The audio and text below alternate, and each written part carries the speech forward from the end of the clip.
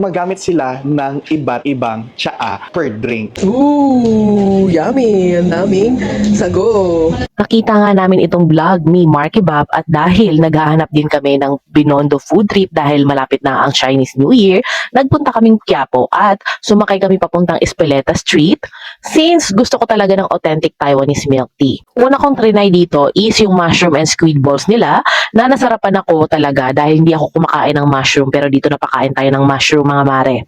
Next naman chicken skin nila, nothing unique pero masarap. Masarap naman siya i-partner sa milk tea nila, no? So sa milk tea naman, ang pinaka nagustuhan namin mag-asawa is yung coconut latte nila.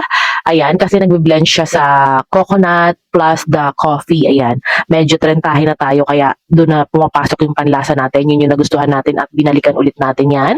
Nakadalawang order tayo yan. And then, next naman natin is yung egg waffle. Medyo nakulangan lang ako sa tamis, pero kung trentahin kayo, pasok yan sa banga ninyo. Pearl milk tea naman, nasarapan ako dito kasing lasang-lasa mo talaga yung tea. And maganda yung pagkaka-blend niya. Hindi ko alam, basta may kakaiba sa kanya, lalo na meron siyang sago. So, yun yung unang yung tinikman din ng anak ko na nasarapan siya. Mango cake nila, masarap talaga to. Spongy. Ayan, super spongy siya. And hindi rin siya gaanong katamis. Ang nagpatamis lang sa kanya is yung mismong mango on top, no? So, 100/10 tayo dyan.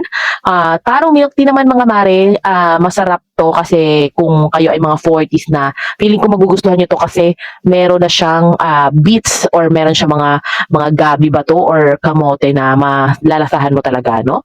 Hindi ko siya masyadong favorite pero okay pa rin naman yung lasa since maganda yung pagkakahalo, no? Mochi mango and Oreo nila, masarap to mga mare, Japan style yung mochi nila.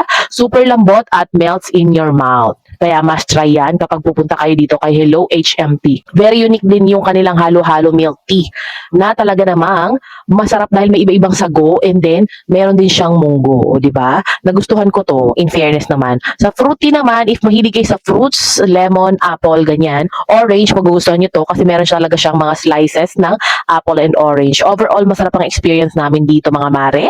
At worth it ang pagdayo namin sa Binondo. They also cater cakes and party giveaways, kaya pwede nyo silang i-PM sa kanilang Facebook, ilalagay ko na lang din dito. Meron din silang promo sa buong February, 10% off minimum of 100 pesos purchase. Kaya naman mga mare, huwag nyong kalimutan si Hello HMT kapag pumunta kayo ng Binondo.